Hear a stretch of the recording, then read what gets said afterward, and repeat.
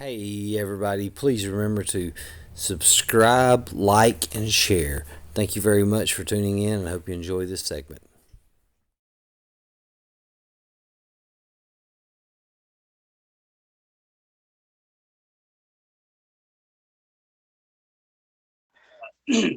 All right, good evening, everybody. Welcome back in to one of my favorite times every Tuesday weeks. I got the legend here back with me, the man. He needs no introduction, the voice, the one, the only, the Wilder historian himself, Lucas Wilder. Lucas, how are you, my man? I'm doing great, Chris. How are you? Man, I couldn't be better. I'm so excited to be here and just listen to you talk Civil War. So I think we're gonna give our viewers a double little treat tonight. So which one did you want to start off with? Let's do Lookout Mountain first. All right, so set the stage for me. All right. We're going to take you back to about September 63. The Confederate Army of Tennessee routed the Union Army of the Cumberland at Chickamauga in 1863. And some Union units held out, specifically those under George Thomas. That's how he got the name of the Rock of Chickamauga. And Chickamauga is one of my favorite battles to study, and it's one of the most diverse landscapes in any military history. And so, however, even though the army of the Cumberland got pushed back, and we went all the way to Chattanooga, the reputation of that Union army was tarnished as it limped back to Chattanooga. The Army of the Cumberland did not have a great success rate. It If we go back to it, it actually was the Army of the Ohio at Perryville, where it got beat tactically but not strategically. At Stones River, it won, but was it exactly decisive? Not exactly. Um, and then they get to Chickamauga, still not a very uh, not a good showing at all. They got defeated. And so the Army of the Cumberland gets a bad reputation. And that's going to come up again. The reason I bring that up is that's going to reoccur.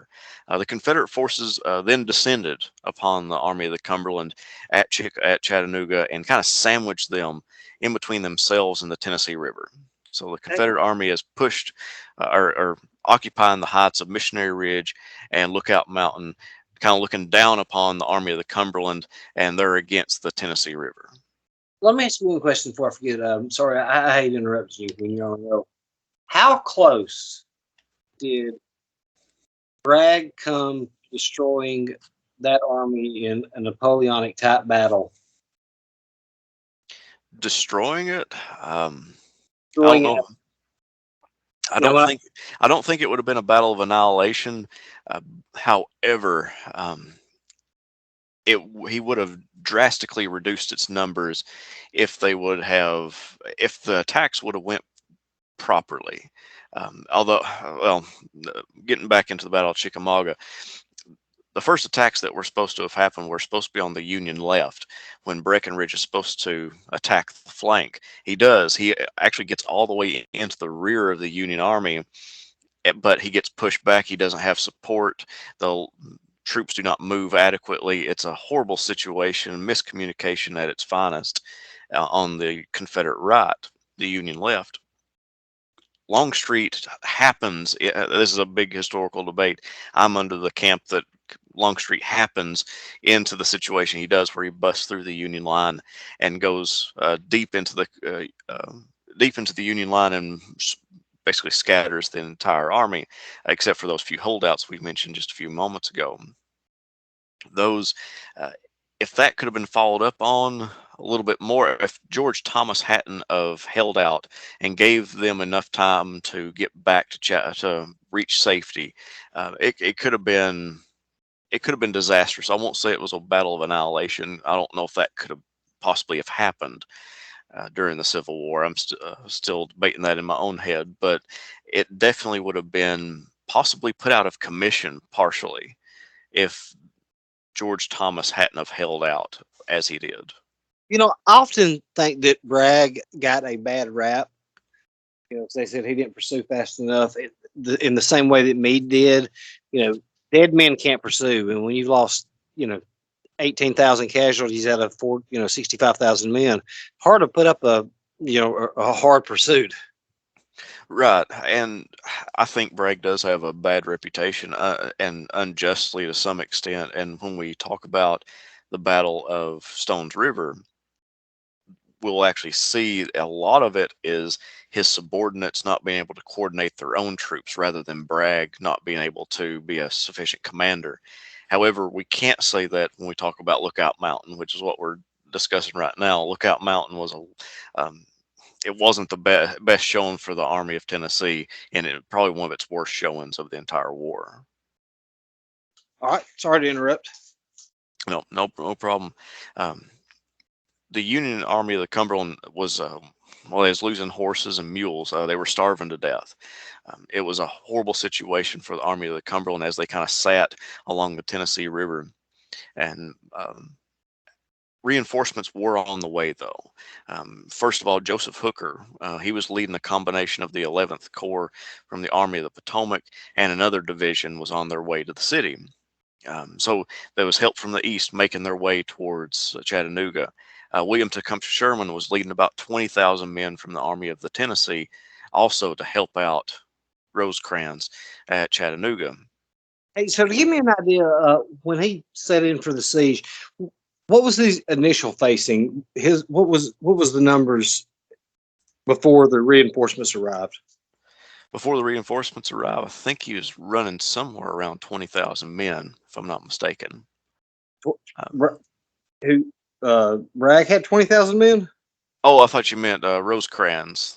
Yeah, in the yeah. Army of the. How much were the two armies facing each other?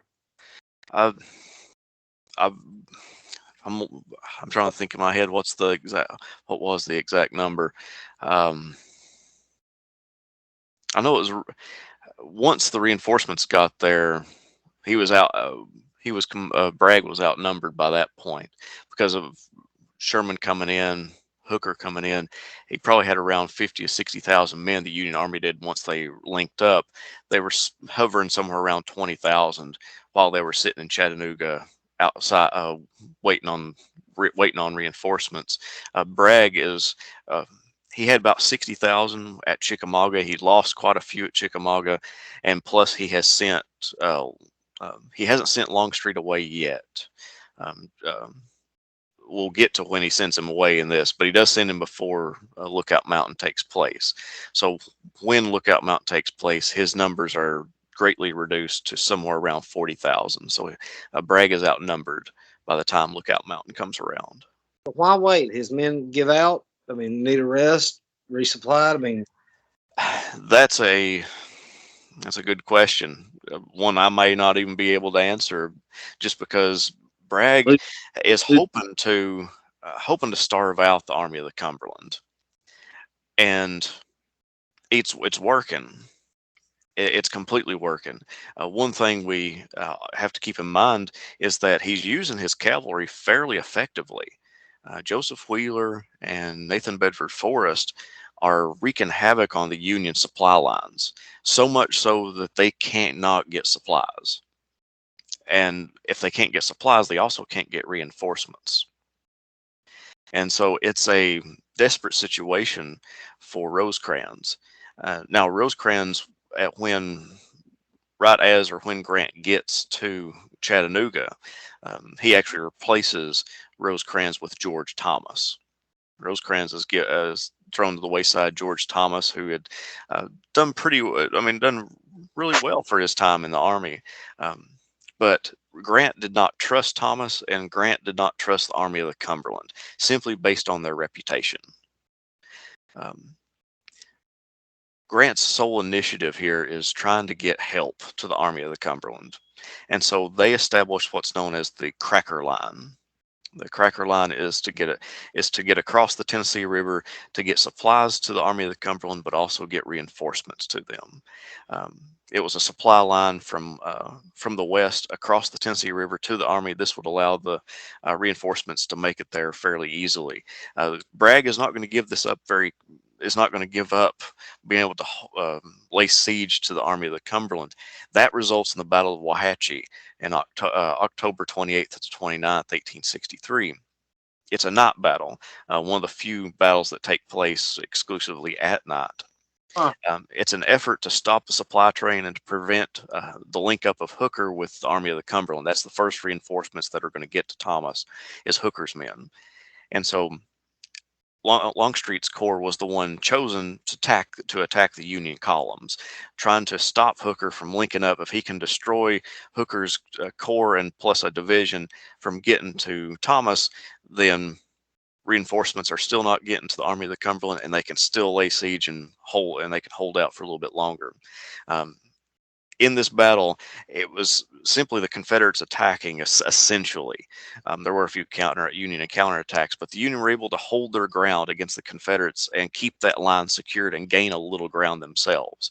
And so Longstreet fails in his effort to try to stop the link up. And once the Battle of Waxahachie happens, um, this is going to allow Grant to come in. It's going to allow Sherman to come in and Hooker to swell the numbers of the Army of the Cumberland. Between Waxahachie and Lookout Mountain, the two battles, Bragg will dispatch Longstreet and his corps to Knoxville, Tennessee, to deal with Burnside and his corps. And this just further weakens his force. Bragg was also so confident in his siege that his troops were only lightly dug in, if at all, in some instances. It's a really poor decision on his part, but in his defense, I'll defend him a little bit. The siege was working really well, and he had advanced units out, keeping them in keeping the Union Army in place against the Tennessee River. There was really no reason to dig in at the moment. He should have, but from his point of view, it was a very confident stance. Why would you actually do that? So hopefully I explained that decently well of why Bragg was not dug in when this battle takes place. I know hindsight's 2020. But you think there's ever a thought in the commander's mind of what? I mean, Sun Tzu says, they're on high ground, do not attack, and do not oppose. But I mean, is there any thought of, hey, let's throw everything we've got and try to destroy them before they can link up, instead of putting Longstreet's corps? I don't know if Bragg was not confident in his ability to attack. He was more confident that he was able to hold them in place and fight a defensive battle. If one thing you find out with any kind of battle is desperate soldiers are dangerous soldiers. If you put their backs literally up against a river, many times they fight harder than any other time in combat. Sure. So that may have played a part in his mind. Of course, we don't know exactly how or why he never did. There might be a historian out there that studied his papers a little bit more in depth than I have, but he does not try to offer any stiff resistance against Thomas. He sends out advanced guards to keep him in place and just sits pretty on Missionary Ridge and Lookout Mountain. And if he's successful, why, if it ain't broke, why try to fix it? And he has the high ground around Thomas too. I mean, not just Lookout Mountain, Missionary Ridge. He also has Orchard Knob. That will play an important role for the Battle of Missionary Ridge, because that's where Grant's kind of headquarters are. So he even outside of Missionary Ridge and Lookout Mountain, Bragg has this knoll that he can kind of stare down Thomas at any moment with artillery or anything else. It's a scary situation for the Army of the Cumberland.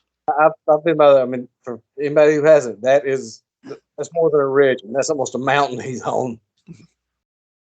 Yeah, Orchard Knob is a lot higher than you think it is, and you can see for a great distance from there.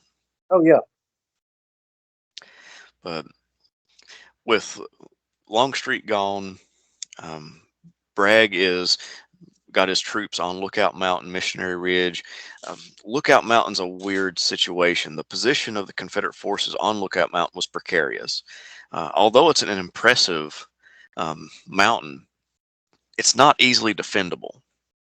The height of the mountain prevented the artillery on top from being effective, because they couldn't depress their barrels enough to actually fire down to where the enemy would be.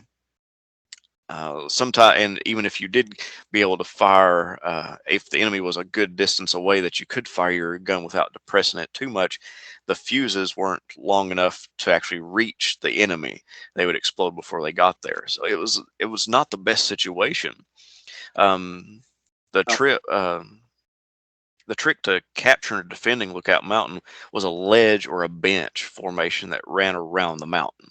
So you've got the very top, and if you haven't been to Lookout Mountain, that ledge down below is where the Craven's house is, huh? and so that's where the majority of the actual fighting takes place, is at the Craven's house. But the plan was, after a few starts and stops on the side of the Union, Grant ordered Hooker and his division um, to attack the mountain fortress. His men moved from the western side of the mountain, following the ledge, and just kind of creeped its way around the mountain, pushing back the rebel skirmishers. But when they got to the Craven's house, that became the site of the most intense fighting. Confederate troops from the top of the mountain actually descend, go down, and to help fight off the Union attacks at the Craven's house. But the Confederate troops were simply overwhelmed and had to pull back.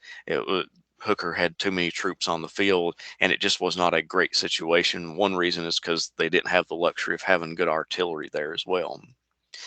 So that's essentially it. It's once you take that bench of the mountainside, the men on top have to leave. There's really no way to attack the enemy from being way up there on top, and to sit up there, you can just be surrounded and have to surrender anyway. So you have to leave, and it's simple as that. How Lookout Mountain gets captured, it's a miserable situation. As long as you were in a siege position, it was great. But when they attacked and they had enough troops to do that, it was not a great place to be. So it looked better than it actually was.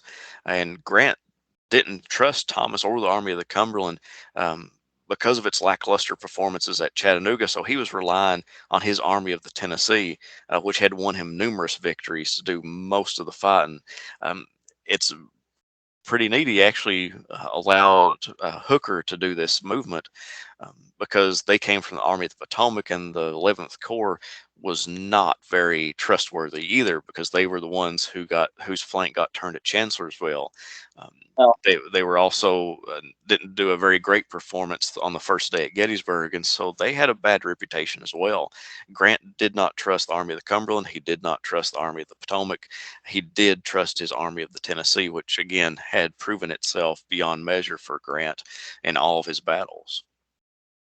now, a military historian explained like this to me, and see what your thoughts on it were.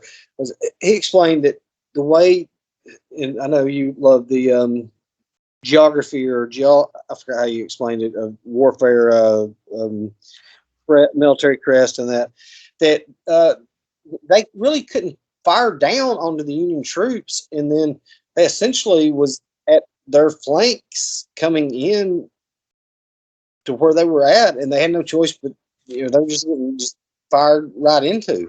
Mhm. Somewhat true. Yeah, it's like I said, if you're at the very top of the mountain, it's not a great place to actually shoot your rifles or your cannons. The cannons can't depress enough, and so the best way to capture it is simply to uh, capture the base or that little ledge and I say a little ledge is actually fairly large, but um, that's the best way to capture it. Simply trap them on top, and then they have to surrender. They can't stay up there. You turn the siege. You reverse the siege on them. So here before this happened, I mean, did Grant? I mean, excuse me. Did Bragg immediately pursue to Chattanooga and leave Thomas, um, or did he try to throw everything he had at Thomas?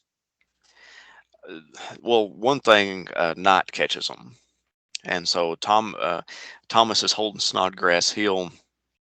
You're referring to Chickamauga, correct? Yes. Yeah. Yes. Um, Thomas is holding out on Snodgrass Hill, and there are numerous assaults against that, and they just cannot budge Thomas from the top of that hill. Eventually, Knight catches him, and he's able to slip away. But it's a um, as the Battle of Waxahachie proves, trying to fight a night battle is not wise, and Stonewall Jackson kind of proves that with Chancellorsville. It's not a good situation, and that's what one reason that Thomas is well, the Union Army is able to escape is partially because of nighttime has fallen. So the Confederacy at this point in the war, time's beginning to run out. They're pressed for time. And it seems that Bragg's siege was working. I mean, is there not something pressing him or some military command? Hey, we got to finish this now. I mean, there's troops going to be on the way. You've got to finish this before they link up. You've got Bragg's subordinates discussing things like that. By the time they are aware of how many and what reinforcements are coming, I think it's more or less a little bit too late. The cavalry is cutting off a lot of the supplies coming in, but they're not being able. They can't tell. They know something's happening, and that's one reason they have the Battle of Waxahachie. But eventually, they're unable to stop it completely. It's a Should Bragg, when he noticed them, the reinforcements arriving, abandon quickly and move to a more defensive and took on a defensive position instead of a siege? I mean, obviously, it didn't work out the way it happened. Probably the wiser decision would be dig in on Missionary Ridge, and attempt. The Battle of Waxahachie happens just to the west of Lookout Mountain. I would have tried to have right in that valley. If you could have cut off that cracker line, the supply line and the reinforcement line, re-engage with Hooker. Battle of Waxahachie happens, but re-engage there and try to stop the reinforcements from coming in. Hold off as long as you can, pull back to Missionary Ridge, which is a strong defensive line if you can fortify it properly, and that would be the way to do it. At least from studying military history and trying to, I wouldn't, Bragg probably wouldn't have, and I wouldn't have pulled away from such a strategically good location as Missionary Ridge. Lookout Mountain could have been abandoned in lieu of Missionary Ridge and just extend your line to the south. That would probably one of the better ways to do it. Should Longstreet been sent to Knoxville or just no? Kept? Knoxville was abandoned for a reason. They brought all the troops out of East Tennessee to come to Bragg. That's one reason he outnumbered the Union for the first time since taking control of the army. And so you need as many troops as possible, especially once the cracker line is established. So it's any reason for that? Thought why he would pull such a move? There's a couple of ideas, or a couple of reasons why he's sending Longstreet away. One reason he's sending Longstreet away is because he just doesn't like Longstreet. Longstreet is one of these men that are fighting back against Bragg, talking bad about him, and the only person who likes Bragg is his own wife. And so that's one reason. Let's just get Longstreet away. Another one is Knoxville is a important route, and if more reinforcements are going to come to the Union Army around Chattanooga, then yes, you do need that. But it's not, at the time, it was not a really great reason. And at the time, it might have appeared to be more important, but it wasn't. One last. Well, one of the reasons why is because if Bragg's in around Chattanooga, Burnside's probably not going to risk going further east into East Tennessee and trying to take the salt mines, which is one of the main locations that they desire once they invade East Tennessee. there's also all kinds of resistance in Southwest Virginia that's going to stop him from there. And so one of his best options is to simply stay in Knoxville. And so what's that going to hurt in the long run if you can defeat one army at Chattanooga and then move on back up to Knoxville? So I understand where he's coming from. Part of it's personal, just get rid of Longstreet. Another part of it is seeing Knoxville as being more important than it actually was. Oh wait, I got two questions for you. I'll let you move on. Why was Rosecrans not relieved of duty immediately? I mean, he could. How could you respect your commander watching him flee away on horseback, getting away? I mean,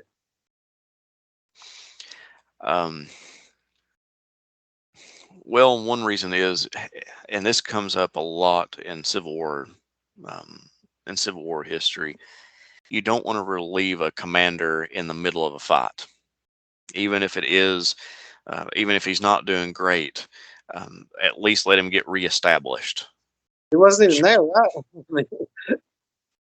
I mean, we see that as I have the example. It's like with Hancock when he's at Petersburg, and this is lower level. This is not army commanders, but this is corps commanders. Um, General Smith is doing the attacks on Petersburg, and he's been attacking for a couple hours now. Hancock arrives fairly late, and Hancock doesn't know the ground. He's not aware of it. He outranks Smith, but he doesn't know the situation. So he gives the command, his soldiers, to Smith to use. You don't want to relieve a commander in the middle of the action, whether that's retreating or attacking. And so that's one reason he's not relieved immediately. He will be relieved later. All right, starting from Chickamauga up until this, look up grade Bragg's performance as a commander. Probably C plus, B minus. Okay. I mean, he's doing pretty good. There's some stuff you just can't count for. And what was the time frame you gave me on that? Because it might change it. From Chickamauga. Chickamauga to Lookout Mountain. Yeah, C plus, B minus. He's doing good, but he could be doing a lot better. That's kind of how I would describe it. He's doing good, but he could be doing a lot better. Again, simply fortifying his position and making sure that siege is working properly. Yeah, and trying to go toe to toe with another army is another thing. It's not worked out great for him. I've heard some amazing stories about that man. Dan Corn tells some great ones. He said one, they was at a party, and he said Jefferson Davis used to try to get Bragg to lighten up, and there was some doctor, and he was doing an imitation of Bragg, and everybody was laughing and carrying on, and all of a sudden the room just went silent, and the guy turned around and Bragg was staring at him, and Bragg said, "Continue, doctor," and the guy was just silent. He said, "By all means," I said, "Continue, doctor." One that got me, they said that there was a deserter, and Bragg ordered him to be executed. They said all of his officers tried to get him not to do it, begged him not to do it, and he went ahead with it anyway. They bring the man out. His grave's dug. He's standing there in front of it, and he asked for a drink of water. He said, because there's not going to be anywhere he goes. Takes his hat and literally drinks from his own grave. Wow. Yeah. So, I've got some short clips of them on there. All right. So what you got for me, man?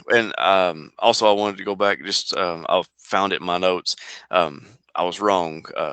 Thomas has between 35 and about 40,000 men around Chattanooga. In Chattanooga. So just wanted to throw that in there. I was looking through my notes right quick, and I was like, I'd missed that number.